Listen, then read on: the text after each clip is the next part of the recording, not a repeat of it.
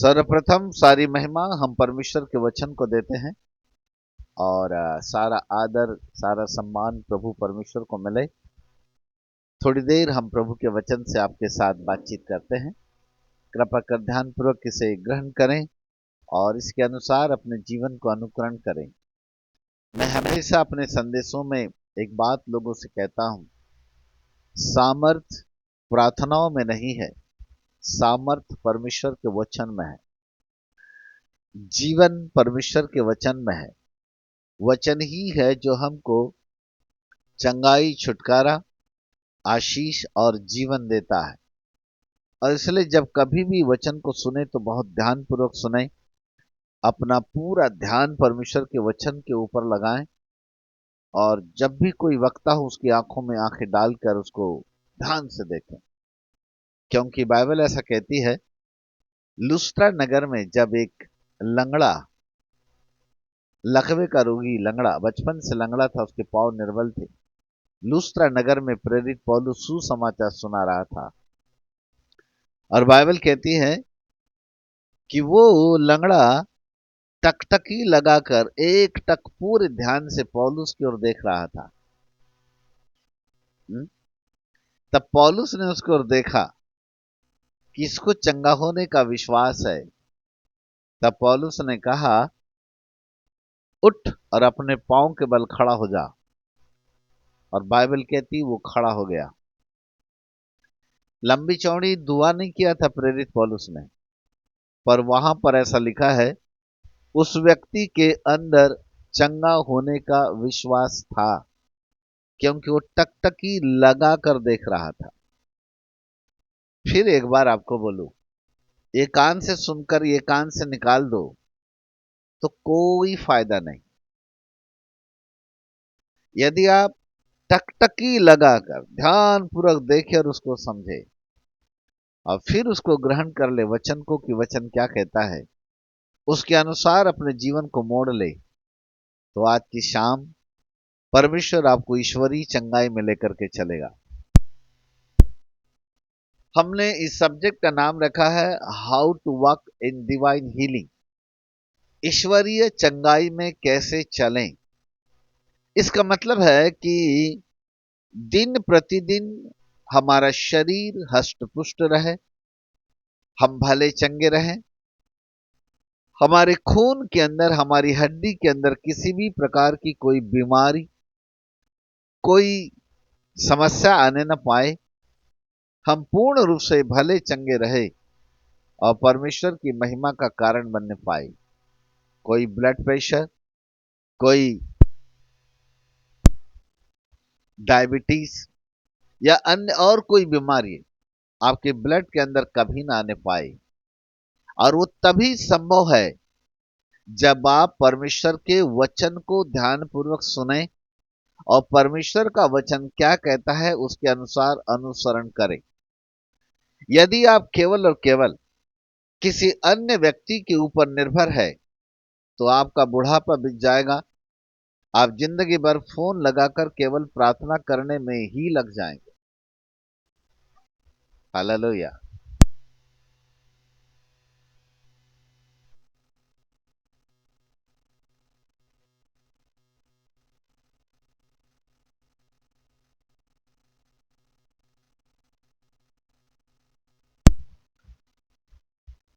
जिंदगी बीत जाएगी, फोन के ऊपर दुआ करवाते ही रह जाओगे। एक बार फिर से आपको बोलूं, अपने पैरों के बल खड़े हो जाओ। कब तक फोन लगा लगा कर और यहां वहां दुआ की लाइन में खड़े रहोगे। इस विषय को शुरू करने का मुख्य उद्देश्य बस मेरा यही है कि आप स्वयं पर निर्भर रहे, किसी अन्य व्यक्तियों पर नहीं। आधी रात को भी यदि आपको हार्ट अटैक आए तो किसी व्यक्ति को पुकारने की नौबत न आए, वरन स्वयं आपका विश्वास और परमेश्वर का वचन आपके जीवन के अंदर चंगाई को लेकर के आए। इसी उद्देश्य के साथ मैंने इस विषय को आपके लिए रखा हुआ है। परंतु छिप छिप करके एक कान से सुना और दूसरे कान से निकाल दिया तो फिर हमारी वो जिंदगी बीत जाएगी बुढ़ापा भी बीत जाएगा, दुआ करवाते ही चले जाओगे। दुआ करवाने वाले नहीं, पर दुआ करने वाले बनो। और उसके लिए बहुत जरूरी है कि आप परमेश्वर के वचन को वो क्या कहता है उसे ध्यानपूर्वक सुने। एक बार फिर से आपको बता दूं, पावर परमेश्वर के वचन में है। इधर इस व्यक्ति की तरफ भी मत देखना। हम तो एक माध्यम है कि आपके लिए 2 मिनट के लिए दुआएं कर दें, पर केवल प्रार्थना करना ही हमारा उद्देश्य और माध्यम आपके लिए नहीं है। पर हमारा उद्देश्य ये भी है कि हम आपको जीवन की वो बातें सामने रखें जिनको अनुकरण करने के द्वारा आप स्वयं ईश्वरीय चंगाई में चल सकते हैं। और इसीलिए इस विषय के साथ आपके साथ बातचीत करने के लिए हमने योजना बनाई। ठीक है, तो इस योजना का पूरा पूरा लाभ लें। इस योजना के अंतर्गत अपने आप को तैयार करें और पूर्ण रूप से वचन पर ज्यादा ध्यान फोकस करें कि वचन क्या कहता है। ओके, सो प्रभु आपको आशीष दे। भजन संहिता की किताब उसका 57 अध्याय और उसके दूसरे पद को यदि हम पढ़ें तो परमेश्वर का दास दाऊद यहां पर इस प्रकार से कहता है। आप में से किसी को यदि मिला हो तो वहां से अनम्यूट होकर पढ़ने में मदद कीजिएगा। मैं परम प्रधान परमेश्वर को पुकारूंगा। दाऊद कहता है मैं परम प्रधान परमेश्वर को पुकारूंगा। हाँ जी, परमेश्वर परमेश्वर को जो मेरे लिए सब कुछ सिद्ध करता है। वो कहता है मैं उस परमेश्वर को पुकारूंगा जो मेरे लिए सब कुछ सिद्ध करता है। सब कुछ सिद्ध करता है। दो बातें हैं। दाऊद कहता है मैं परमेश्वर को पुकारूंगा, मैं उस परमेश्वर को पुकारूंगा जो मेरे लिए सब कुछ सिद्ध करता है। इसका मतलब है, नंबर एक, दाऊद किसी अन्य व्यक्तियों को नहीं पुकारता। वो केवल और केवल अपनी मुसीबत के समय, अपनी समस्याओं के समय, अपनी तकलीफों के समय केवल और केवल परमेश्वर को पुकारता है। नंबर दो, दाऊद जब पुकारता है तो एक शब्द और कहता है, मैं इसलिए उसको पुकारता हूं क्योंकि वही है जो मुझे हर एक मेरी हर एक आवश्यकता को पूरा करता है, जो मुझे सब कुछ सिद्ध करता है। मेरे लिए सब कुछ पूरा करने वाला परमेश्वर वही है, वो कहता है। इसका मतलब है दाऊद जिस परमेश्वर को पुकारता है उस परमेश्वर के प्रति दाऊद के अंदर विश्वास है। विश्वास है। अधिकतर समय पर जब लोग किसी प्रकार की भयानक बीमारी में सामने पड़ जाएं, या अधिकतर ऐसे समयों पर जब लोग किसी भयानक मुसीबत का सामना करना पड़े, तो उन्हें सबसे पहले अपने करीबी व्यक्ति की याद आती है। या फिर यदि हम कलीसिया में होने के नाते उनको अपने पासवान की याद आती है कि हम चलो तुरंत एक पास्टर को फोन लगाएं, हमारे पास्टर साहब इस समय हमारे लिए एक प्रार्थना कर दें। अच्छी बात है। मैं ये नहीं कह रहा हूं कि अपने पासवानों को या अपने करीबी मित्रों को याद नहीं करना चाहिए। अच्छी बात है, उन्हें याद जरूर करना चाहिए। पर उससे पहले दाऊद हमको यहां सिखाता है, वो कहता है मैं अपने परमेश्वर को पुकारूंगा, मैं उस परमेश्वर को पुकारूंगा जो मेरे लिए सब कुछ सिद्ध करता है। दो बातें दाऊद वहां पर कहता है। मैं किसी अन्य को नहीं पुकारता। वो कहता है कि मैं केवल और केवल अपने परमेश्वर को पुकारता हूं। और वो कहता है मैं उस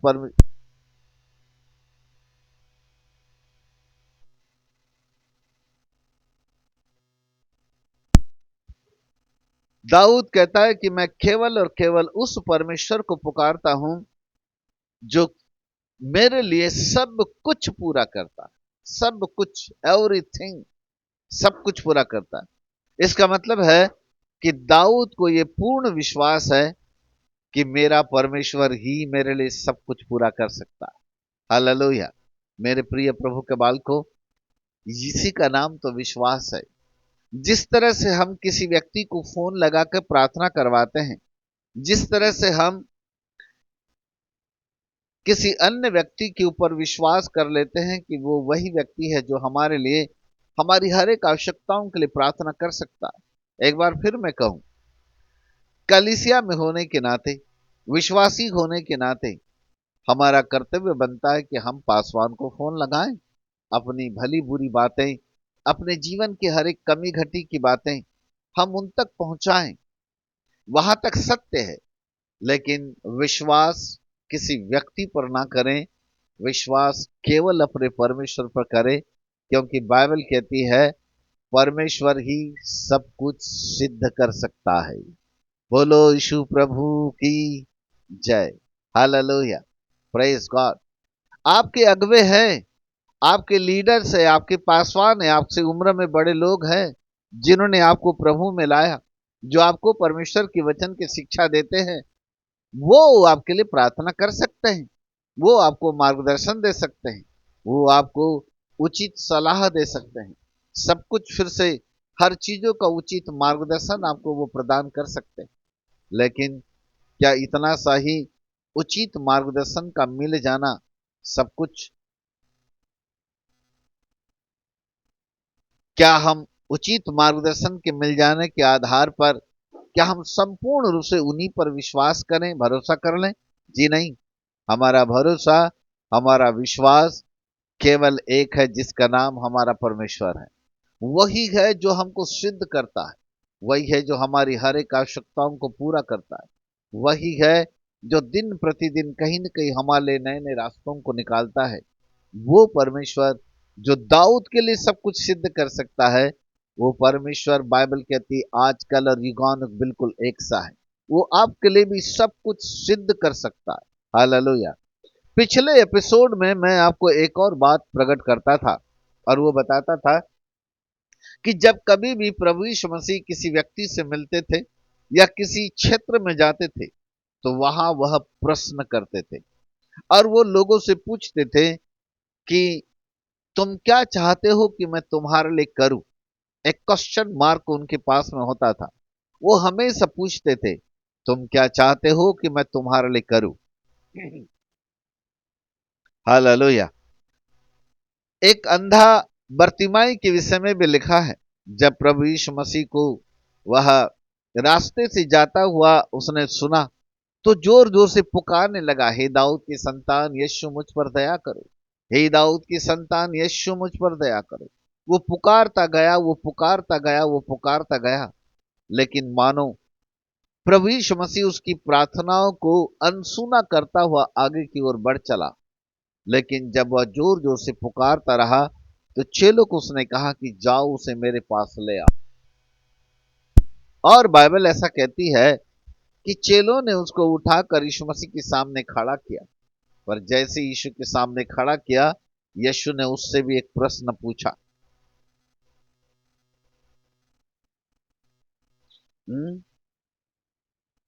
यीशु मसीह ने उससे भी एक प्रश्न पूछा, तू क्या चाहता है कि मैं तेरे लिए करूं?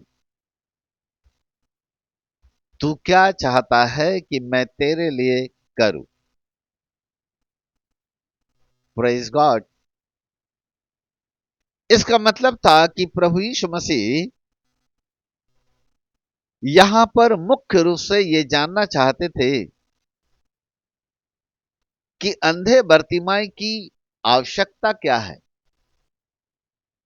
क्योंकि उसकी प्रार्थना थी, दया कर, दया कर, दया कर। प्रभु को ये वाली प्रार्थना समझ में नहीं आई कि आखिरकार ये दया कौन सी चीज होती है कि मैं इसको दूं। तब उसने कहा, भाई बर्तिमाई, तुम्हारी प्रार्थना निवेदन मुझे समझ में नहीं आई। तुम जब इसे जोर जोर से पुकार पुकार के चिल्ला रहे हो, हे प्रभु दया करो, दया करो, दया करो, दया करो, पर स्पष्ट बताओ मुझको कि तुम्हारी क्या जरूरत है, मैं तुम्हारे लिए क्या कर सकता हूं। इसका मतलब है प्रभु यीशु मसीह उस व्यक्ति की सोच को पकड़ना चाह रहा था कि वास्तव में वो क्या चाहता है, उसकी नीड क्या है, वो क्या सोच करके मुझको पुकार रहा है। जब एक व्यक्ति अपने परमेश्वर को पुकारता है, तो सबसे पहले उसके मन के अंदर एक आवश्यकता होती है, कोई एक बात होती है, और उसी बात के आधार पर वह अपने परमेश्वर को पुकारता है। कभी भी परमेश्वर को पुकारने से गोल गोल न घुमाएं, लंबी चौड़ी प्रार्थना करके उसको लंबा लंबा घुमाने की कोशिश ना करें। पर जब कभी भी आप अपने परमेश्वर को पुकारें तो स्पष्ट रूप से ध्यान दें कि उसको स्पष्ट मांगना सीखें। जब आप अपने परमेश्वर से स्पष्ट रूप से मांगते हैं कि हे परमेश्वर मुझे ये आवश्यकता है, मुझे ये दो, तो परमेश्वर स्पष्टता की प्रार्थना को बहुत जल्दी कबूल करता है। हम सोचते हैं कि शायद एक वस्तु को मांगने के लिए बड़ा लंबा चौड़ा घुमा घुमा के मांगेंगे। ये हमारी गलत सोच है। अधिकतर लोग जब एक छोटी सी बात के लिए प्रार्थना करते हैं तो बड़ा लंबा चौड़ा पहले घुमाते चले जाते हैं, ये वो ऐसा बड़ा एक भूमिका तैयार करते हैं आधे घंटे तक। आखिरी में जाकर एक लाइन जिसकी जरूरत होती है वो बोलते हैं, और लास्ट वाले पॉइंट के बाद फिर ऊपर से क्या बोलते मालूम है? छोटी सी प्रार्थना यीशु के नाम से मांगते हैं। तब प्रभु जी कहता है, बेटा एक लाइन की तो बात थी, उसको घुमा के तूने आधे घंटे तक गोल गोल मेरे को चक्कर चक्कर घुमाया, और वो भी आखिरी में घुमा के बोलता है अब छोटी सी प्रार्थना। जब ये एक ही लाइन की छोटी सी प्रार्थना थी तो आधे घंटे तक गोल गोल घुमाने की क्या जरूरत थी? तो कई बार हम ऊपर वाले को भी बुद्धू समझते हैं और उसे घुमाने की कोशिश करते हैं। बाइबल कहती वो महाबुद्धिमान परमेश्वर है, वो समझ लेता है, वो जानता है, पर हमें स्पष्ट रूप से प्रभु से मांगने की जरूरत है। कई लोग प्रार्थना करते हैं, प्रभु मुझे मोटरसाइकिल चाहिए, प्रभु मुझे कार चाहिए, प्रभु मुझे बंगलो चाहिए, प्रभु मुझे घर चाहिए, वगैरह वगैरह। हर एक व्यक्ति की अपनी अपनी आवश्यकताएं होती है, परंतु फिर भी प्रभु हमारे मस्तिष्क के अंदर उठने वाले उस विचार को पढ़ना चाहता है, और वो जानना चाहता है कि हम क्या चाहते हैं। उदाहरण के लिए यदि आप चाहते हो कि मुझे मोटरसाइकिल चाहिए या कार चाहिए, तो उसका एक डिजाइन होता है, उसका एक तरीका होता है। कार चाहिए तो कौन से कलर की चाहिए, कौन से कंपनी की चाहिए, गियर वाली चाहिए कि बिना गियर वाली चाहिए, 5 सीटर चाहिए कि 7 सीटर चाहिए, वगैरह वगैरह। एक कलर होता है उसका। तो एक स्पष्ट मांग होनी चाहिए। नहीं प्रभु मुझे कार दे दो, तो ऊपर वाला भी बड़ा कंफ्यूज हो जाता है कि धरती के ऊपर सैकड़ों अलग अलग टाइप्स की कारें बन गई। अब हमें तो ऊपर वाले को भी समझ में, कार तो दे दो बोला, लेकिन कौन सी वाली दे दो भाई, कौन सी कंपनी को उठा के डाल दो इसकी जेब के अंदर। तो हमारी जो स्पष्ट कहने का मतलब कहने का मतलब प्रभु के लिए एक स्पष्ट प्रार्थना बड़ी मायने रखती है। जब हम अपने परमेश्वर से स्पष्ट रूप से मांगते हैं, हमारी प्रार्थना को वह ग्रहण करता है और वह सुन लेता है। बोलो यीशु प्रभु की जय। दाऊद कहता है, ये वचन बड़ा अच्छा लगता है दाऊद का मुझको, भजन संहिता 57:2। वो कहता है मैं परमेश्वर को ही पुकारूंगा। वो कहता है मैं परमेश्वर को ही पुकारूंगा। इसका मतलब है किसी अन्य को पुकारने की जरूरत नहीं। जानते हो क्यों? क्योंकि दाऊद का विश्वास किसी राजाओं पर नहीं, दाऊद का विश्वास सैन्य बल के ऊपर नहीं, दाऊद का विश्वास उसके अपने सैनिकों के ऊपर नहीं है, दाऊद का विश्वास उसकी प्रजा के ऊपर नहीं है, पर दाऊद का विश्वास केवल और केवल उसके परमेश्वर पर है। और इसलिए वो केवल अपने परमेश्वर को पुकारता है, और वो कहता है मैं इसलिए परमेश्वर को पुकारता हूं क्योंकि वही है जो मेरे लिए सब कुछ सिद्ध कर सकता है। सब कुछ का मतलब है सब कुछ, सब कुछ का मतलब है सब कुछ। आकाश पृथ्वी और समुद्र के अंदर की तमाम चीजें, जो कुछ हमें आवश्यकता है, वो तमाम आवश्यकताएं केवल और केवल हमारा परमेश्वर हमको दे सकता है। पर उसके लिए दो चीजें बड़ी तीन चीजें जरूरी है। नंबर वन, स्पष्ट मांगे। जब तक किसी चीज की स्पष्टता ना हो, प्रभु को घुमाने की कोशिश ना करें।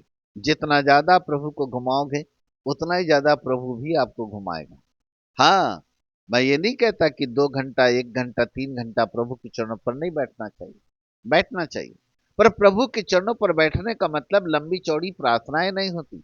प्रभु के चरणों पर बैठने का मतलब होता है परमेश्वर की उपस्थिति में जाना, मांगना नहीं होता। अधिकतर लोग घंटा 2 घंटा जितने भी बैठेंगे, बड़ बड़ बड़ बड़ चालू ही रहेगा, उनका मुंह हिलता ही रहेगा, वो मांगते ही रहेंगे, प्रभु ये दे दे, वो दे दे, ये दे दे, वो दे दे। एक एक मांग खत्म, फिर दूसरा शब्द, फिर दूसरा खत्म, तीसरी। ऊपर वाला भी उब जाता, बोलता बाबा रे बाबा, इतनी लंबी चौड़ी लिस्ट इसकी, जिंदगी भर मांगते ही रहता है। मांगना अच्छी बात है, परंतु जो चीज हमारे लिए अत्यंत आवश्यक है, जो चीज हमारे लिए बहुत ही लाभदायक है, जिस चीज की अत्यंत ज्यादा हमको आवश्यकता है, उन आवश्यक भरी चीजों को मांगे। चाहे वो आपकी भौतिक वस्तुएं हो, चाहे वो आपकी बीमारी से रिलेटेड चीजें क्यों ना हो। यदि कोई बीमारी है तो उस बीमारी के लिए प्रभु को घुमाने की कोशिश ना करें, उसके लिए स्पष्ट रूप से अपने बीमारी को अपने परमेश्वर के सामने रखें और प्रभु से कहे, स्वामी मेरे अंदर ये बीमारी, मुझे इससे चंगाई चाहिए, बात खत्म। यीशु मसीह ने कभी लंबी चौड़ी दुआएं नहीं किया, उसने कभी बहुत ज्यादा लंबी प्रार्थनाओं के साथ लोगों के लिए दुआएं नहीं किया कि ये दे दे, वो दे दे, ये मांग ले, वो मांग ले।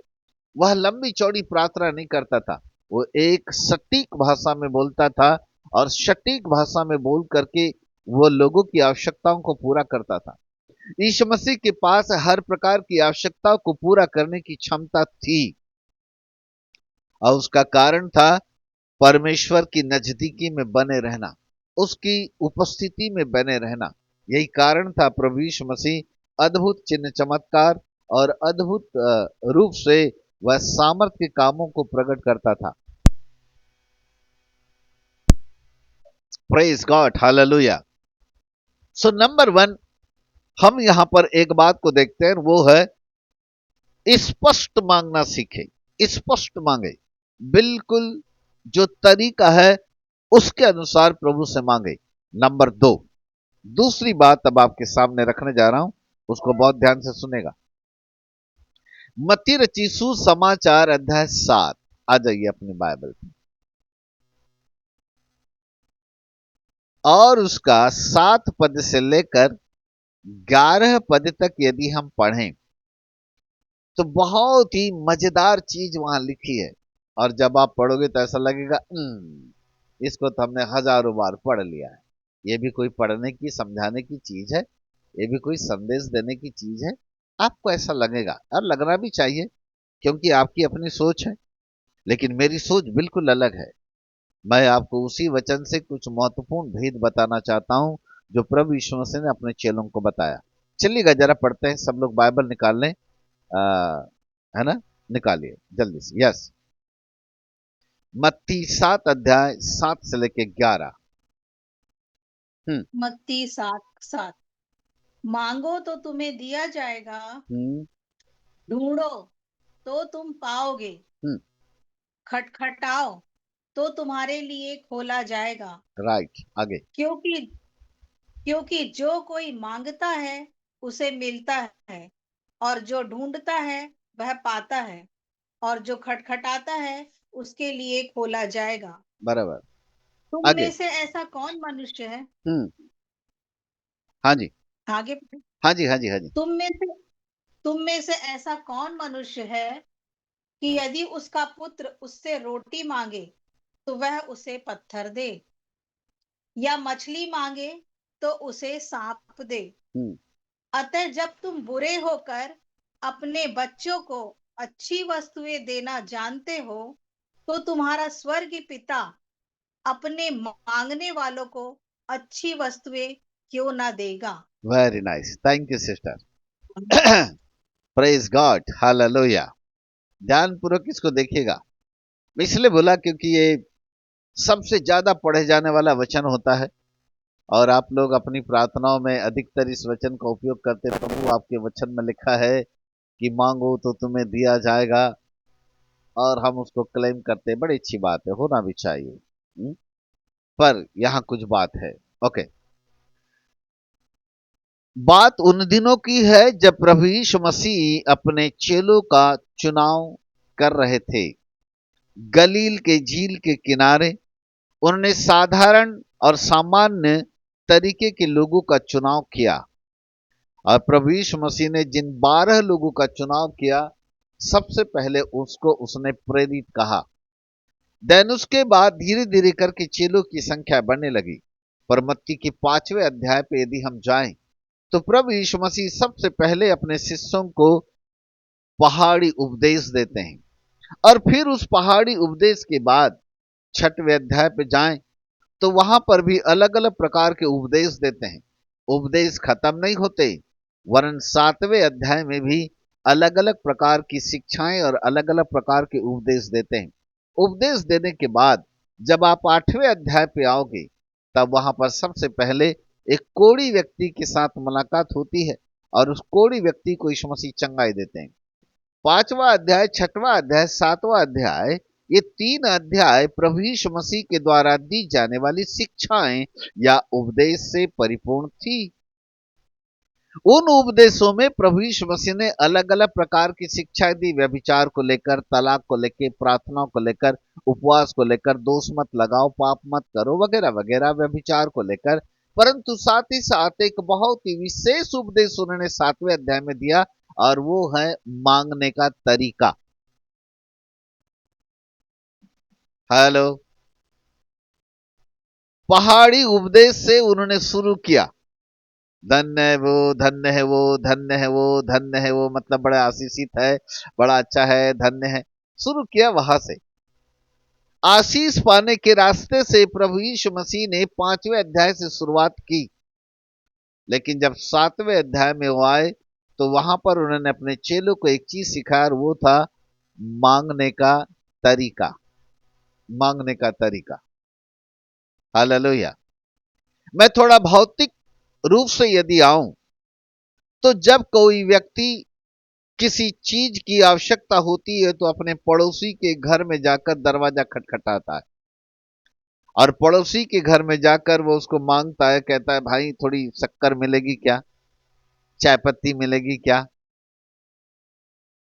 मेरे घर में फलानी चीज नहीं हो, थोड़ा सा कुछ मिलेगा क्या। कभी कभार जरूरत पड़ने से गांव के लोग हो चाहे शहर के लोग अपने पड़ोसी का दरवाजा खटखटाते हैं और उनसे उस चीज की मांग करते हैं जो चीज उनके घर में नहीं होती है।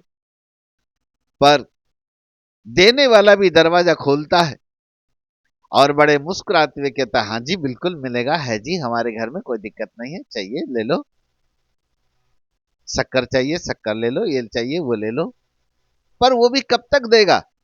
यदि कोई व्यक्ति रोज रोज रोज रोज दरवाजा खटखटाए अपने पड़ोसी का और रोज रोज उससे इस चीजों की मांग करता चला जाए, तो व्यक्ति भी सोचेगा यार इसने तो आदत बना लिया रोज रोज आने की।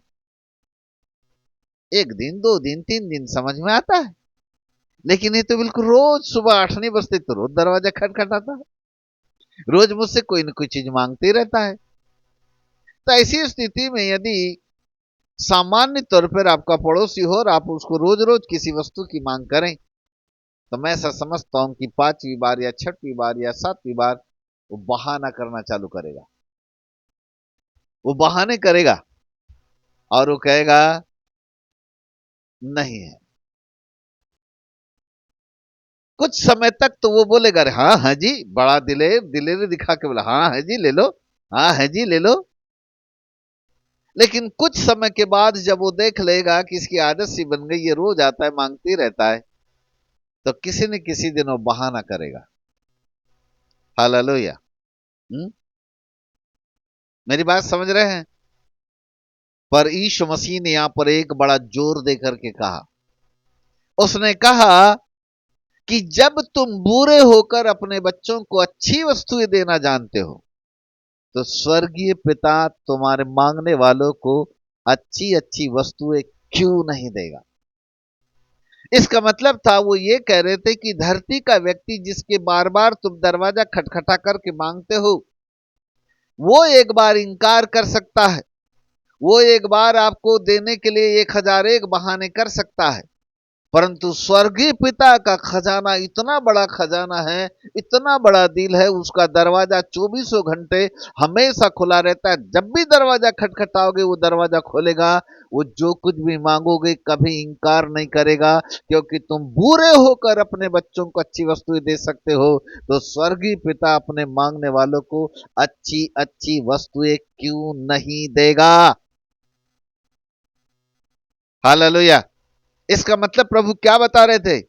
प्रभु जी ये बता रहे थे कि तुम एक बार इंकार कर सकते हो अपने पड़ोसी को देने के लिए, तुम बहाने बना सकते हो, तुम उसको नजरअंदाज कर सकते हो, लेकिन स्वर्गीय पिता कभी भी नजरअंदाज नहीं करता। स्वर्गीय पिता देने में कभी झिझकता नहीं है। स्वर्गीय पिता देने में, अपने बच्चों को अच्छी वस्तु देने में कभी अपना हाथ पीछे नहीं हटाता। वो कोई भी बहाने नहीं करता, क्योंकि याकूब 1:17 में लिखा हुआ है, हर एक उत्तम वरदान और अच्छी वस्तुएं ज्योति के पिता यानी हमारे पिता की ओर से आती है।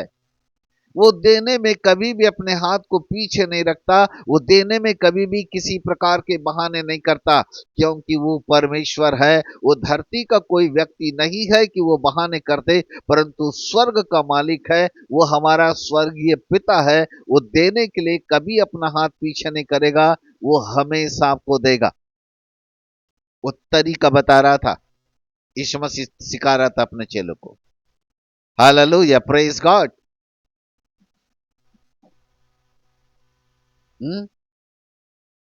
तो ध्यान से देखिए अब इसकी कहानी। धरती के लोग जिनका दरवाजा हम खटखटाते हैं, ये बहाने कर सकते हैं।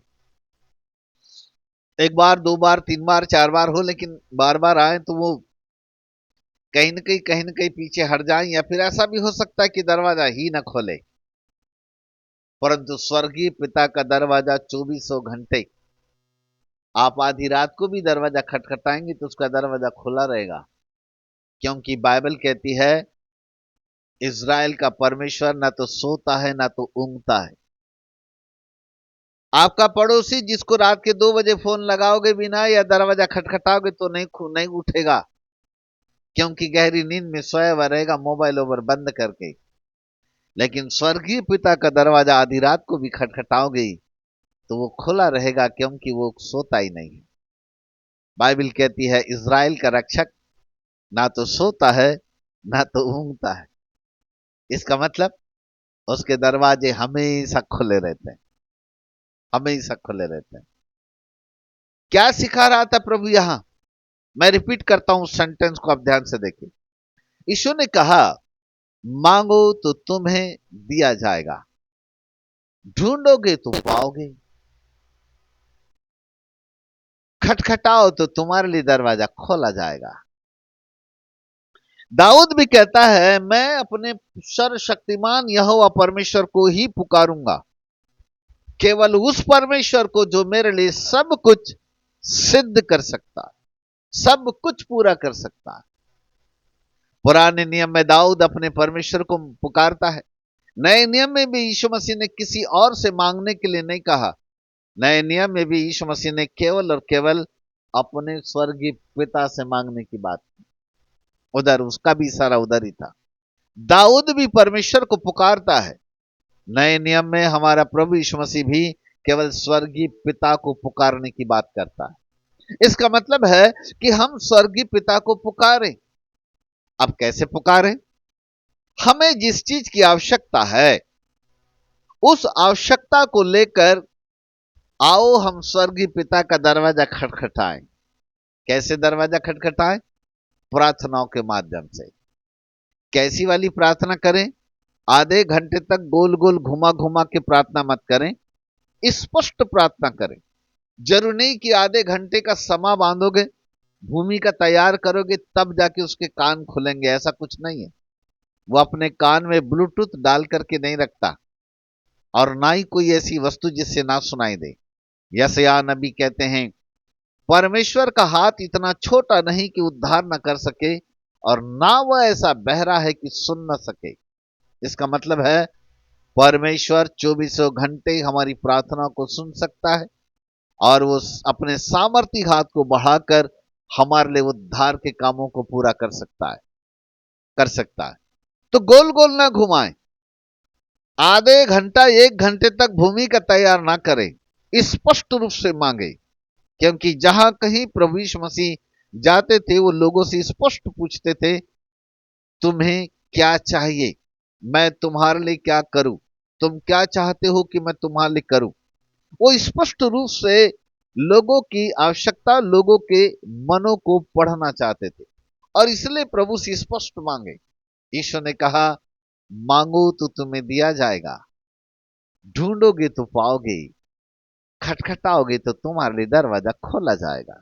इसका मतलब है, जब हम अपनी आवश्यकताओं को लेकर अपने परमेश्वर के सिंहासन के सामने जाते हैं, वो हमारे लिए द्वार को खोल देता है, और मानो दरवाजे के ऊपर यीशु मसीह खड़ा होता है। बाइबल कहती, दो अंधे यीशु मसीह को रास्ते में पुकारते हुए चले जा रहे थे, हे दाऊद की संतान, यीशु मुझ पर दया कर। प्रभु ने सुना ही नहीं, और बाइबल कहती वो ढूंढते ढूंढते ढूंढते ढूंढते यीशु मसीह के पास, उसके घर घर में पहुंच गए। दरवाजा उन्होंने वहां भी खटखटाया, खटखटाया।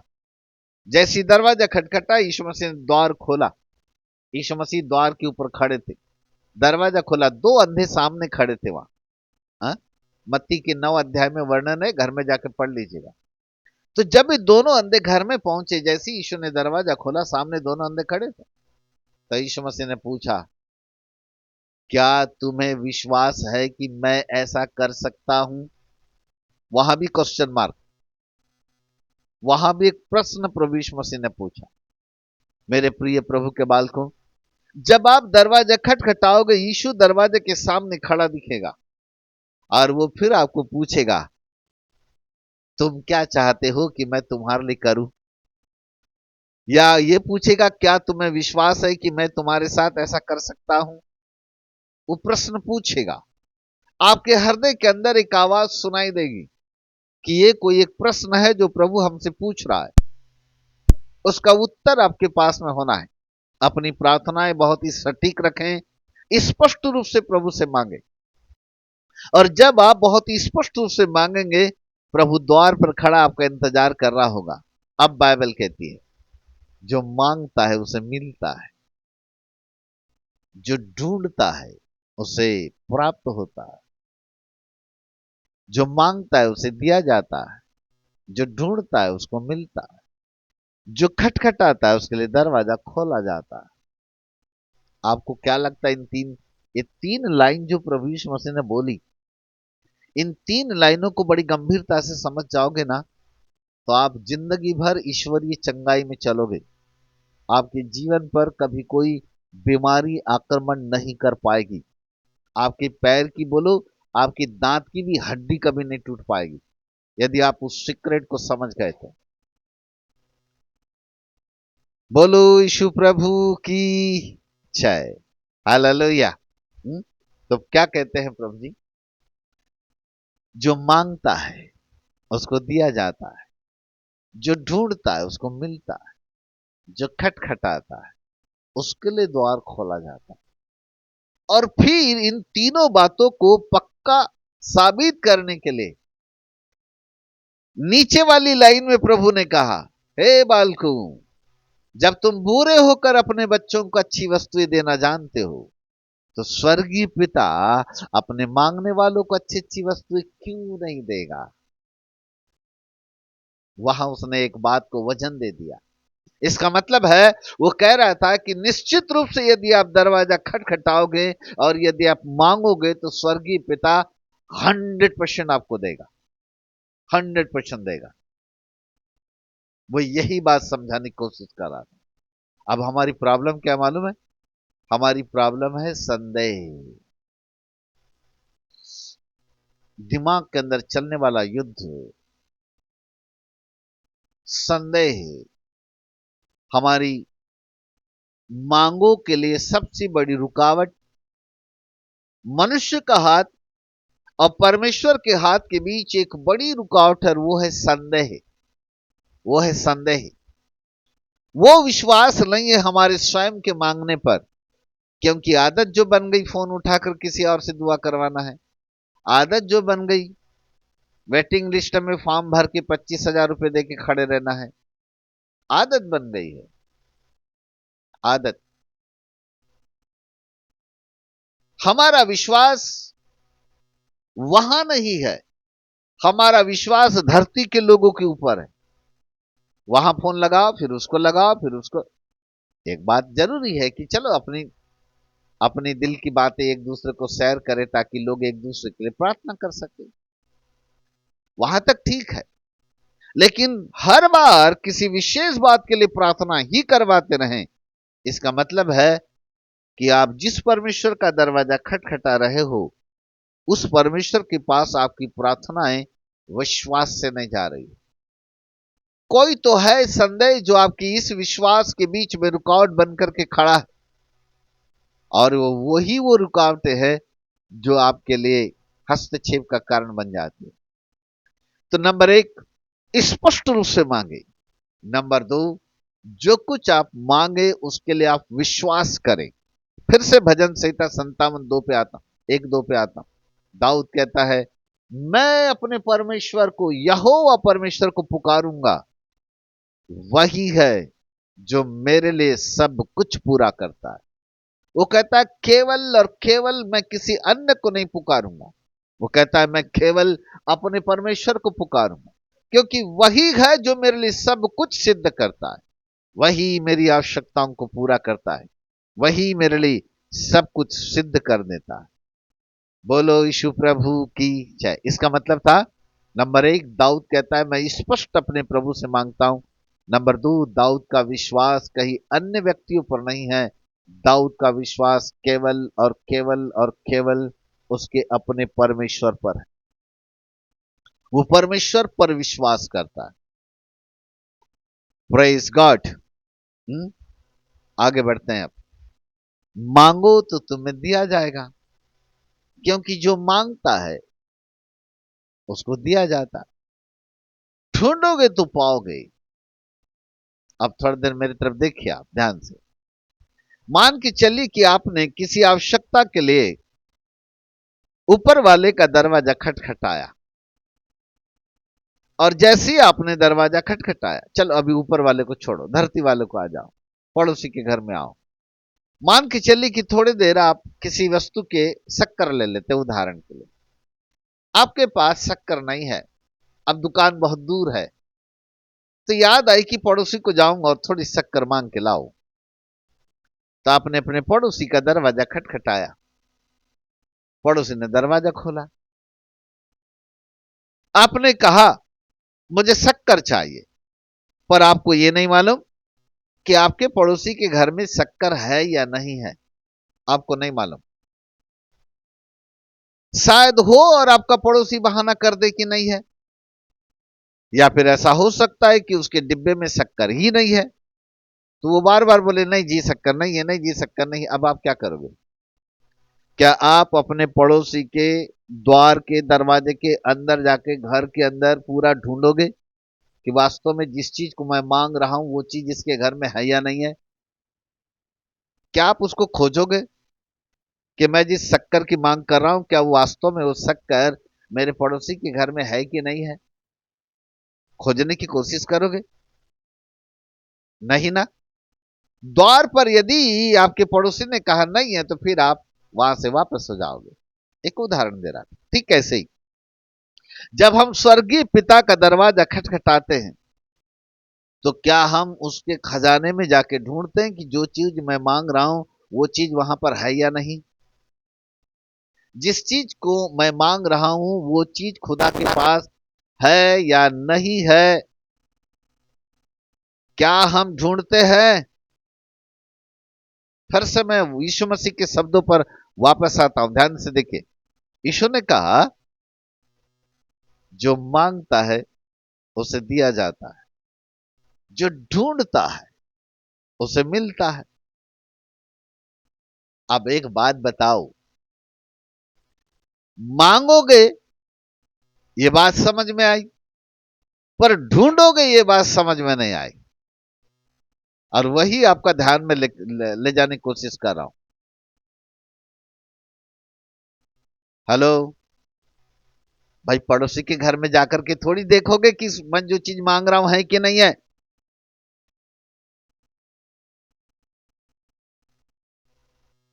मांगो तो तुम्हें दिया जाएगा, बात समझ में आई। पर ढूंढोगे तो पाओगे, ये वाली बात समझ में नहीं आई। और आपको आई हो तो मुझको समझाओ, और न आई हो तो अभी मैं आपको समझाता हूं।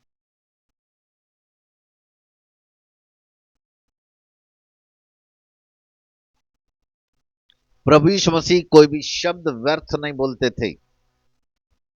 प्रभु यीशु मसीह के हर एक शब्दों में बड़ा भेद होता था।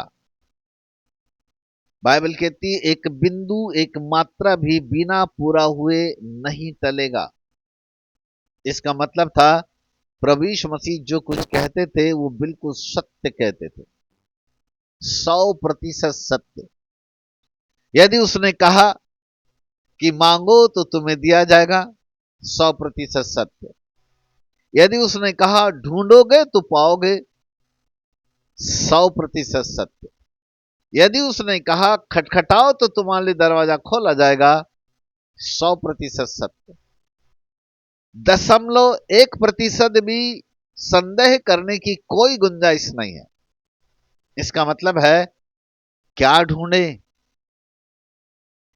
मांगे, समझ में आया कि प्रभु हमारी ये आवश्यकता है, उसको हमने उठाया, प्रभु से हमने मांगना शुरू किया। परंतु हमने कभी खोजने की कोशिश नहीं की, हमने कभी ढूंढने की कोशिश नहीं की कि प्रभु यीशु मसीह ने कौन सी चीज ढूंढने के लिए बोला है। हमने कभी वो कोशिश नहीं की। हम सीधे दरवाजा खटखटाते हैं, और फिर एक आवश्यकता होती है, उस आवश्यकता को लेके प्रभु के सामने कहते हैं प्रभु हमको ऐसा दे दो। तो प्रभु जी कहते हैं बेटा जो चीज तू मांग रहा है उसको तूने खोजा भी कि वो है कि नहीं है? तूने ढूंढने की कोशिश किया कि वास्तव में वो है या नहीं है? तो अब हम कैसे खोजें कि वो चीज है या नहीं है? मैं बार बार शक्कर का उदाहरण दे रहा आपके पड़ोसी के साथ। ऊपर वाले से भी मांगो शक्कर, प्रभु शक्कर दे दो, 2 किलो आज आ जाए डिब्बे के अंदर सीधे किचन में हमारे, आए तो बताना। है ना? कहने का मतलब ये है परमेश्वर अलौकिक मिराकल्स करने वाला परमेश्वर है। वो हमारे अन्न और जल को भी आशीष देता है और दे सकता है और देता रहेगा, इसमें कोई गुंजाइश नहीं। परंतु हमारे पास, क्या हम उसको खोजते हैं? क्या हमारे पास खोजने का एक विषय है? तो प्रभु कहता है, अब उसका स्पष्ट अर्थ क्या है? ऐसा है वो यीशु मसीह के कहने का मतलब था जो चीज तुम मांग रहे हो उसको बाइबल के अंदर ढूंढो तो सही कि वो है या नहीं। क्या वो वस्तु वचन के अंदर मिलती है या नहीं? क्या उसका कोई वचन, कोई कोड, कोई रेफरेंस बाइबल के अंदर पाया जाता है? मांग ढूंढो तो सही पहले।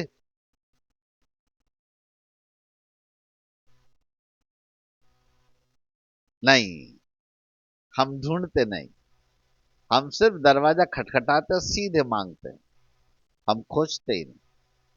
प्रभु ने कहा जो खोजता है उससे मिलता है। अब आप बात समझ गए? जो चीज मांग रहे हो उसको खोजो, वचन से खोजो कि वचन में वो कहां लिखा है। और जब कभी भी दरवाजा खटखटाओ तो उस वचन के साथ प्रभु से मांगना सीखो। हे प्रभु जो चीज मैं मांग रहा हूं वो यहां आपके वचन में ऐसा लिखा है।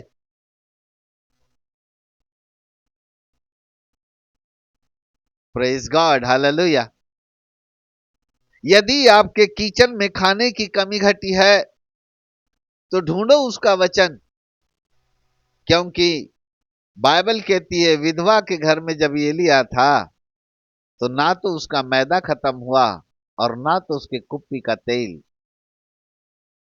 यदि हम इस क्लेम करके खुदा से मांगे, आए खुदा बाप मेरे किचन में कभी तेल और अन्न और जल की कभी कमी घटी न होने पाए, मराकल्स कर दो, तो वो अलौकिक परमेश्वर आपके किचन के अंदर भी आश्चर्य कर्म करने के लिए तैयार है। तीन चीजें स्पष्ट रूप से समझने की कोशिश कीजिएगा।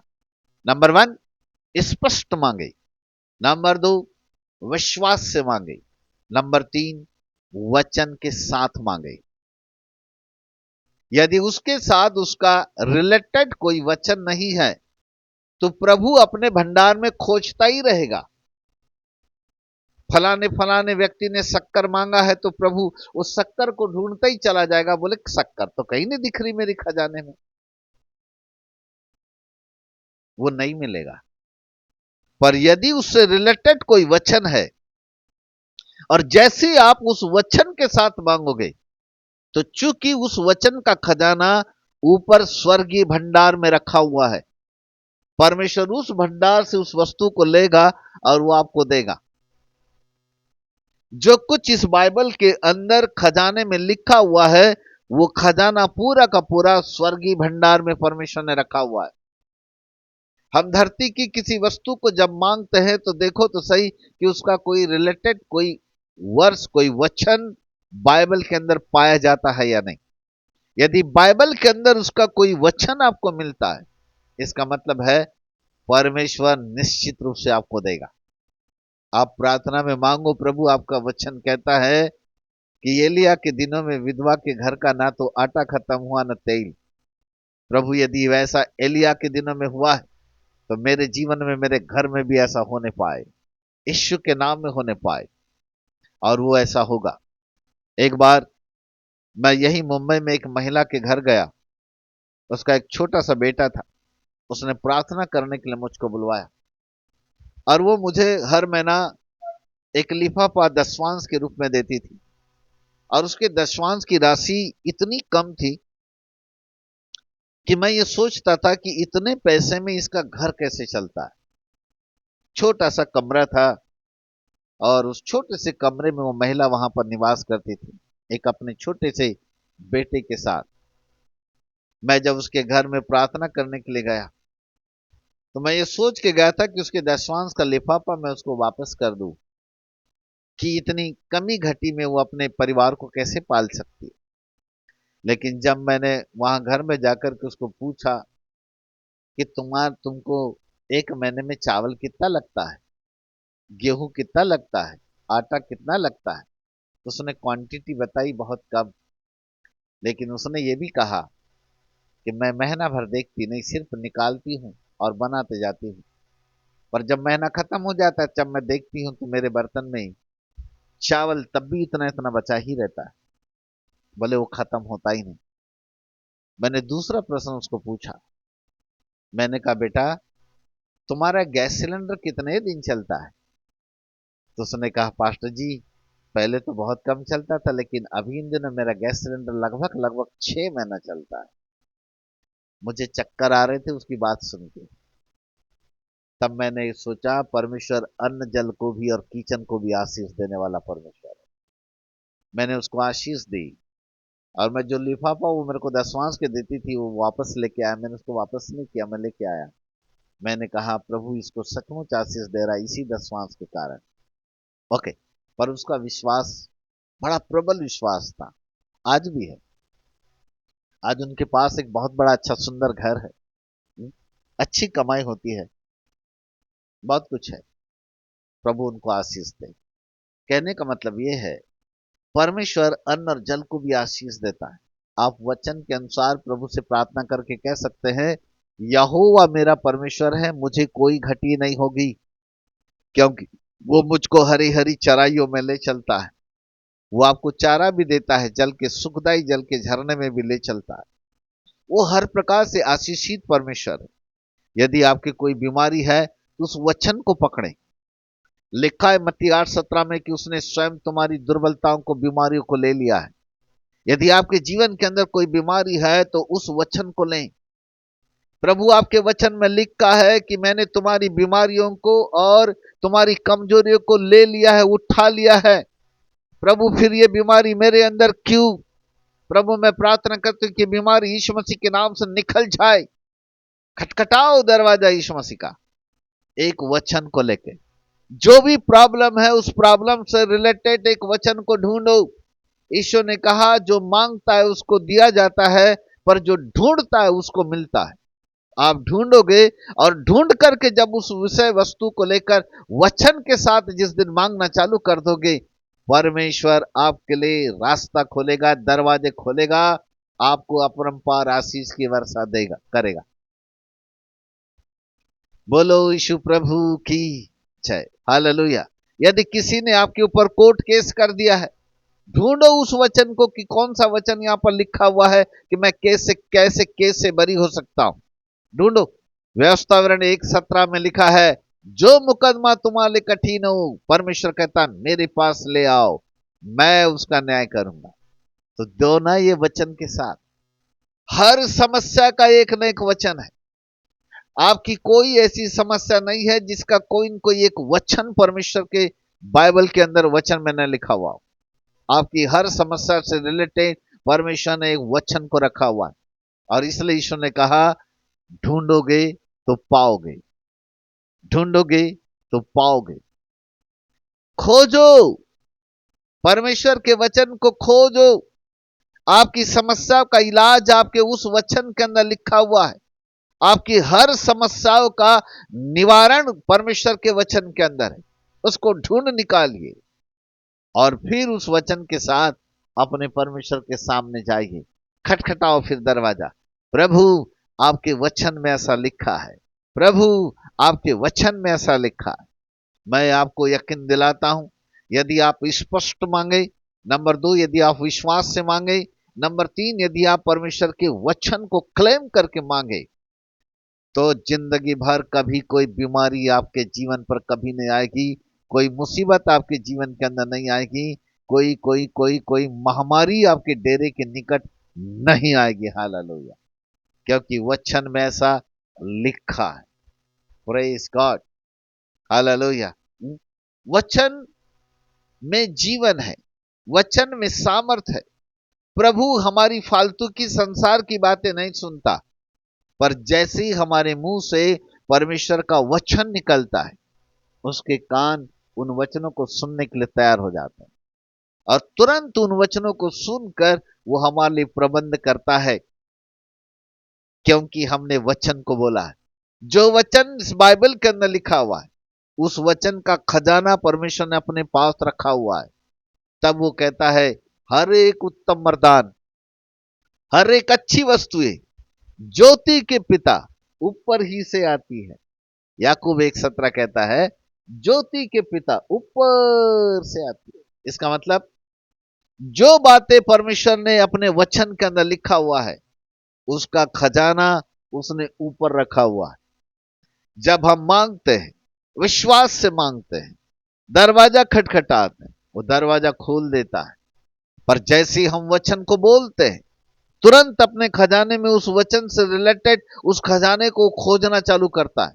वो कहता है कि जिस वचन को उसने बोला है, क्या वो खजाना मेरे पास में है? तब परमेश्वर कहता है, हाँ ये खजाना तो मेरे पास में है। और तुरंत उस खजाने में से निकाल कर वो हमको देने लगता है। इसलिए यीशु ने कहा, मांगो तो तुम्हें दिया जाएगा, ढूंढोगे तो पाओगे, खटखटाओ तो तुम्हारे लिए दरवाजा खोला जाएगा।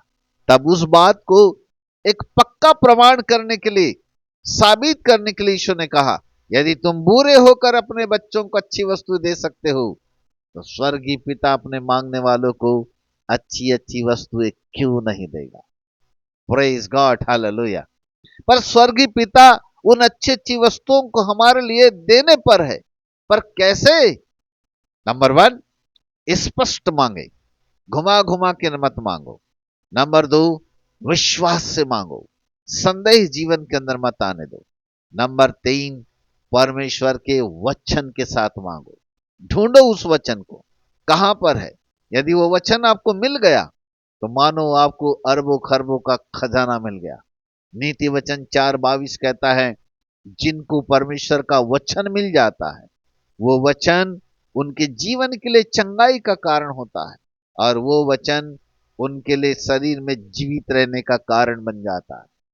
वचन ही है जो हमको चंगाई देता है। वचन ही है जो हमको छुटकारा देता है, वचन ही है जो हमको आशीष देता है, वचन ही है जो हमको जीवन देता है। मेरे प्रिय प्रभु के बालकों, परमेश्वर के वचन पर विश्वास करो। और इसलिए दाऊद कहता है, मैं किसी अन्य को नहीं पुकारूंगा, मैं केवल अपने यहोवा परमेश्वर को पुकारूंगा, क्योंकि वही है जो मेरे लिए सब कुछ सिद्ध कर देता है। हालेलुया। मेरे प्रिय प्रभु के बालकों, यहां वहां ध्यान मत भटकाओ, मेरी बात मानोगे ना, यकीन करो, जिंदगी भर कभी कोई बीमारी आपके शरीर को छूने नहीं पाएगी, कोई महामारी आपके डेरे के निकट नहीं आएगी, कोई मृत्यु आपके घर के निकट नहीं आएगी, कोई जादू टोने की ताकत आपके घर के निकट फैलने नहीं पाएगी, कोई शैतानी ताकत, कोई जादूगर आपके ऊपर जादू नहीं कर पाएगा, यदि आपके पास विश्वास और परमेश्वर का वचन है। यदि वचन है, मान के चलो खुदा आपके साथ में है, क्योंकि आकाश पृथ्वी टल जाएंगे, उसका वचन कभी नहीं टलेगा। आदि में वचन था, वचन परमेश्वर के साथ था, वचन ही परमेश्वर है। उस वचन को क्लेम करो। परमेश्वर यहां वहां की फालतू अन्य बातों को नहीं सुनता, परंतु परमेश्वर केवल वचन को सुनता है। जब हमारे मुंह से वचन निकलता है, परमेश्वर के कान खड़े हो जाते हैं, वो दरवाजा खोल देता है और उस वचन से का खजाना हमको वो प्रदान करने लगता है। बोलो यीशु प्रभु की जय। मेरे प्रिय प्रभु के बालकों, प्रभु आपकी आंखें खोलें और आपको अपरंपार आशीष की वर्षा करें और आपके जीवन के अंदर असीमित चंगाई बनी रहे। हमेशा छुटकारे में चलें, चंगाइयों में चलें। यही मेरी दुआएं हैं आपके लिए कि आपका शरीर कभी किसी प्रकार की बीमारी में ना पड़े, कभी आपका शरीर बीमारी को ग्रहण न करने पाए। आप हष्ट पुष्ट रहे, भले ही चंगे रहे और प्रभु में हमेशा जवान रहकर प्रभु में बल पकड़ने वाले बन जाए। इन्हीं शुभकामनाओं के साथ आइए हम आपके लिए प्रार्थना करें। Thank you Jesus. हे पवित्र पिता, एक बार फिर से हम आपके पवित्र नाम को हृदय की गहराई से धन्यवाद करते हैं। आपके नाम को ऊंचा ऊंचा और ऊंचा उठाते हैं। हे पवित्र स्वामी, बाइबल कहती है परमेश्वर के लिए कुछ भी कठिन नहीं है, उसके लिए सब कुछ संभव है। यीशु मसीह के सामर्थी नाम है मेरे मित्र पवित्र आत्मा, आपका तेजस्वी प्रकाश आपके बच्चों के जीवन के ऊपर चमकता है। ऐ खुदा बाप, क्योंकि आप अपने सामर्थ्य हाथ को अपने बच्चों के ऊपर रखते हैं, क्योंकि आपका वचन उन्हें जीवित रखता है, आपका वचन उनको संभालता है, आपका वचन उन्हें चंगाई देता है, आपका वचन उन्हें छुटकारा देता है। मैं परमेश्वर का दास आपके प्रत्येक बच्चों के लिए प्रार्थना करता, जो इस समय हमें जूम में सुन रहे हैं, जो हमें यूट्यूब में देखेंगे, उनके लिए भी हम प्रार्थना करते हैं। ऐ बाप आसमानी, उनकी आंखें मसीह यीशु के नाम से खुल जाए। प्रभु, हम प्रार्थना करते हैं कि उनका विश्वास किसी मनुष्य पर निर्भर ना रहे, परंतु उनका विश्वास केवल और केवल आप पर निर्भर रहने पाए। हे पवित्र पिता, जब एक व्यक्ति आपके ऊपर विश्वास करता है, संदेह को समाप्त करके केवल विश्वास से आपको पुकारता है, और जब वो खोजता है परमेश्वर के वचन को लेकर के, जब वो आपसे प्रार्थना करता है, स्वामी, उनकी प्रार्थनाओं को आप कबूल करना, उनकी आवश्यकताओं को आप कबूल करना और यीशु मसीह नासरी के नाम से उनकी हर एक आवश्यकताओं को पूरा करना। मेरे मित्र पवित्र आत्मा, आपके नाम को धन्य धन्य धन्य कहते हैं। एक बार फिर से आपके अनुग्रह की दृष्टि आपके बच्चों के जीवन पर पाई जाए। हे पवित्र आत्मा परमेश्वर, आपकी सामर्थ को मसीह यीशु के नाम से रिलीज करते हैं। प्रभु, आपका वचन कहता है उसने स्वयं तुम्हारी दुर्बलताओं को, बीमारियों को ले लिया है। आपका वचन कहता है उसी के कोड़े खाए जाने के द्वारा तुम चंगे हो गए। नासरत के यीशु मसीह के सामर्थी नाम में इनके शरीरों के ऊपर पाई जाने वाली तमाम श्रापित बीमारियों को यीशु मसीह के नाम से ललकारते हैं। ऐ तमाम श्रापित बीमारियों, मसीह यीशु के नाम से निकल करके दूर हो जाओ। इसी वक्त प्रभु, आपकी सामर्थ मसीह यीशु के नाम से लोगों के जीवन के ऊपर बहना चालू हो जाए। प्रभु, किसी भी प्रकार की, चाहे कोई भी बीमारी क्यों ना हो, कोई भी संकट क्यों ना हो, हर प्रकार की मुसीबतें, हर प्रकार की श्रापित बीमारियां यीशु प्रभु के नाम से निकाल दी जाए, यीशु प्रभु के नाम से निकाल दी जाए, यीशु प्रभु के नाम से निकाल दी जाए। प्रभु, आपका अभिषेक मसीह यीशु यीशु के नाम से प्रभु लोगों के जीवन के ऊपर बहने लगे। आपका वचन लोगों के शरीरों के अंदर प्रभु काम करने पाए। हम वचन के द्वारा घोषणा करते हैं प्रभु लोग यीशु मसीह के कोड़े खाए जाने के द्वारा चंगे हो चुके हैं। यीशु मसीह के कोड़े खाए जाने के द्वारा चंगे हो चुके हैं। यीशु के कोड़े खाए जाने के द्वारा लोग चंगे हो चुके हैं प्रभु, क्योंकि आपने उनकी दुर्बलताओं को, बीमारियों को उठा लिया है। आपने उनकी दुर्बलताओं को, बीमारियों को उठा लिया है प्रभु। आप हर एक आवश्यकताओं को पूरा करने वाले परमेश्वर है, क्योंकि बाइबल कहती है हमारा बड़ा परमेश्वर अपनी बड़ी दया के अनुसार जो महिमा सहित यीशु मसीह में है, हमारी हर एक आवश्यकताओं को पूरा करेगा प्रभु। यहोवा मेरा चरवाहा है, मुझे कोई घटी नहीं होगी। ओ पिता परमेश्वर, आप सामर्थी परमेश्वर है। जिनका प्रभु कोर्ट में कोई केस चल रहा है, हम प्रार्थना करते हैं कि उनके विरोध में जितने भी हथियार उनके विरोध में बनाए जाए, उनमें से एक भी सफल न होने पाए। यीशु के नाम उनको कोर्ट केस से बरी करते हैं। यीशु के नाम में प्रभु कोर्ट से जजकार की ध्वनि सुनाते हैं और विजय होने की घोषणा करते हैं। हालेलुया, क्योंकि आपका वचन कहता है जो मुकदमा तुम्हारे कठिन उसे मेरे पास ले आओ, मैं न्याय करूंगा। पिता परमेश्वर, विश्व का वकील हार सकता है, परंतु हमारा प्रभु यीशु मसीह जो हमारा वकील है वो कभी नहीं हार सकता है, क्योंकि उसके पास हमारी फाइल होती है। पिता परमेश्वर प्रभु, हम जानते हैं आप सामर्थी परमेश्वर है, क्योंकि बाइबल कहती है यहोवा परमेश्वर के लिए कुछ भी कठिन नहीं है प्रभु। दूसरी ओर बाइबल ये भी कहती है विश्वास करने वालों के लिए सब कुछ संभव है। विश्वास करने वालों के लिए सब कुछ संभव है। मेरे मित्र पवित्र आत्मा, हम विश्वास करते हैं और यीशु के नाम से हम जो कुछ मांग रहे हैं हम रिसीव करते हैं। यीशु के नाम से रिसीव करते हैं। यीशु मसीह के नाम से रिसीव करते हैं। हालेलुया। रक्का नमा से खिरी न खाती खंद न खातिया नमादा न तारल रबी शब्दनम तनियंद नमाती खंद न खातिया रबा। मेरे मित्र पवित्र आत्मा, आपके नाम को धन्य धन्य धन्य कहते हैं। आपके नाम को ऊंचा ऊंचा और ऊंचा उठाते हैं। एक बार फिर से आपके अनुग्रह की दया दृष्टि आपके बच्चों के ऊपर होने पाए। धन्यवाद देते स्वामी, आपकी सामर्थ्य ने काम किया। धन्यवाद देते आपके वचन की सामर्थ्य ने काम किया, क्योंकि आपके वचन में जीवन है। हम घोषणा करते आपके वचन में चंगाई है, आपके वचन में छुटकारा है, आपके वचन में जीवन है प्रभु जी। धन्यवाद देते आपने अपने वचन को भेजा और हमारी बीमारियों को चंगा किया। धन्यवाद और धन्यवाद आपके सामर्थी वचन के लिए। आपकी शिक्षाएं बड़ी अद्भुत है बापा आसमानी, जो आपने हमको अद्भुत रूप से सिखाया है। एक बार फिर से आपके नाम को हम धन्य कहते हैं। आदर सम्मान महिमा सब कुछ आपको देती हुई महिमावंत मसीह यीशु के नाम से मांगते ग्रहण करो पिताजी। आमीन आमीन और आमीन। बोलो यीशु प्रभु की जय। मेरे प्रिय प्रभु के बालकों, प्रभु आपको ढेर सारी आशीष दें। इस समय हम चाहते हैं कि एक क्यूआर कोड आपके सामने है। ये हमारे ECDIC हमारे चर्च का डायरेक्ट अकाउंट नंबर और उसका वो है। यदि आपके हृदय में प्रभु इस बात को बढ़ा रहे हैं तो आप निश्चित तौर से आप अपनी भेंट को यहाँ पर दे सकते हैं।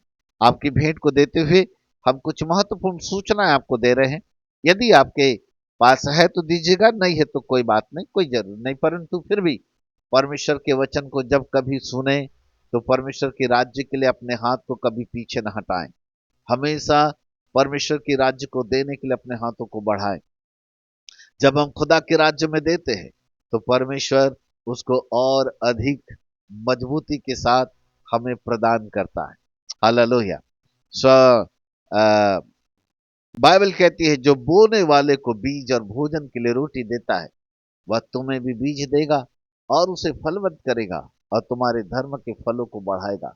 अपने हाथों को बढ़ाएं और जो कुछ आपके हृदय के अंदर परमेश्वर की राज्य को देने के लिए प्रेरणा जागती है, अपने हृदय की गहराई से परमेश्वर के राज्य में अपने बीज को बोएं। यदि आप अपने बीज को बोते हैं, परमेश्वर उसको फलवंत करने वाला परमेश्वर है, क्योंकि वह अपने वचन के अनुसार ही काम करता है। उसका वचन ही है बड़ा सामर्थी वचन है। वो सिर्फ और सिर्फ अपने वचन के आधार पर काम करता है। उसका वचन कहता है दो तो तुम्हें दिया जाएगा। जो थोड़ा बोता है वो थोड़ा काटता है, जो ज्यादा बोता है वो ज्यादा काटता है। सो प्रभु आपको आशीष दे। अपने बीज को आप बोते रहें। एक और महत्वपूर्ण सूचना आपको देने जा रहा हूं। आने वाली 15 मई से हम एक स्कूल चालू कर रहे हैं जिसका नाम है school of demonology. School of demonology. आने वाली 15 मई से हम इसको स्टार्ट कर रहे हैं और उसमें हम स्वर्गदूत और स्वर्गदूतों का विचित्र रहस्य पढ़ाने वाले हैं। ऐसे स्वर्गदूत जिसे कभी आपने कल्पना ही नहीं किया होगा। विचित्र रहस्य है। टोटल नाम सब्जेक्ट का डिम्नोलॉजी है और उस डिम्नोलॉजी में हम मास्टर डिग्री का अध्ययन करने वाले हैं, क्योंकि इसके पहले पिछले दिनों में हमने उसमें बैचलर डिग्री स्टार्ट किया था।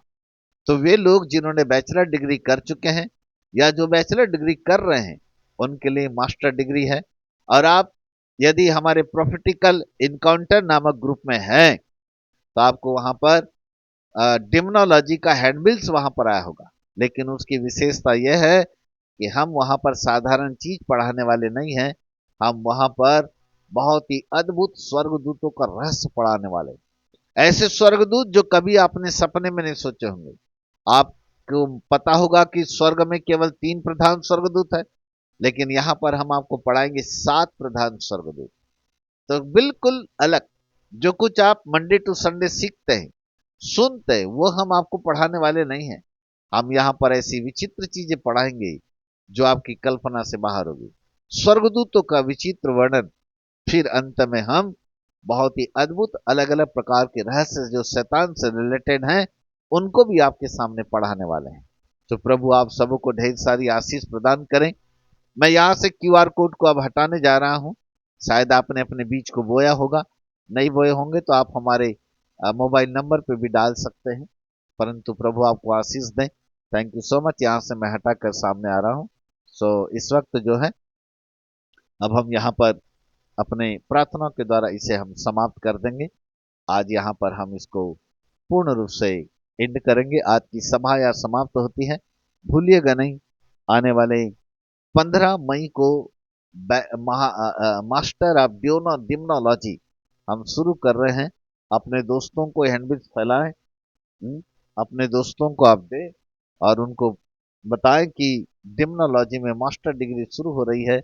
सभी लोग उसको कर सकते हैं। वो लोग कर सकते हैं जिन्होंने बैचलर डिग्री किया हुआ है, केवल उन्हीं लोगों के लिए है, या जो बैचलर डिग्री कर रहे हैं उनके लिए है। तो आपके ग्रुप में वो हैंडबिल्स आया होगा, वहां से उठाएं और दूसरे लोगों तक उसको आप फॉरवर्ड करने में देर ना करें। तो प्रभु आपको आशीष दे। Thank you so much. और यहाँ पर मैं ओके। सो प्रभु आपको आशीष दे। यहाँ पर हम अंतिम प्रार्थना के साथ जो है अब हम यहाँ समाप्त करेंगे। ओके। सो हे पवित्र पिता, एक बार फिर से धन्यवाद देते हैं जिन्होंने आज के वचन को सुना, जिन्होंने अपने दिल की गहराई से बीज को बोया। पिता हम उनके लिए प्रार्थना करते हैं, क्योंकि बाइबल कहती है दो तो तुम्हें दिया जाएगा। बाइबल कहती है जो थोड़ा बोता है वो थोड़ा काटता है, जो ज्यादा बोता है वो ज्यादा कोड़ता है। जिन्होंने पिता परमेश्वर अपने हृदय की गहराई से आपके राज्य के लिए बोया है, यीशु मसीह नासरी के नाम से हम उन्हें आशीष देते हैं। बड़ा प्रतिफल प्रभु उनको प्रदान कीजिएगा। अद्भुत आशीष से उनके जीवन के अंदर प्रदान की जाए। उनके खत्ते हमेशा हरे भरे रहें। पारिवारिक और आर्थिक क्षेत्र के ऊपर प्रभु जी बहुत आयत की आशीष हो। धन्यवाद पवित्र पिता आज की सभा के लिए, आपके वचन के लिए धन्यवाद, आपके अपार अनुग्रह के लिए धन्यवाद देते हैं। आपके आपके नाम को हम ऊंचा उठाते हैं। प्रत्येक को आसमान खोल करके आशीष दीजिएगा। धन्यवाद के साथ आदर सम्मान महिमा सब कुछ आपको देती हुई महिमावंत मसीह यीशु के नाम से मांगते हैं, ग्रहण करो पिताजी। आमीन आमीन और आमीन। बोलो यीशु प्रभु की जय। जोरदार ताली एक बार प्रभु के लिए। आज की सभा को हम यहाँ समाप्त करते हैं। प्रभु आपको आशीष दें।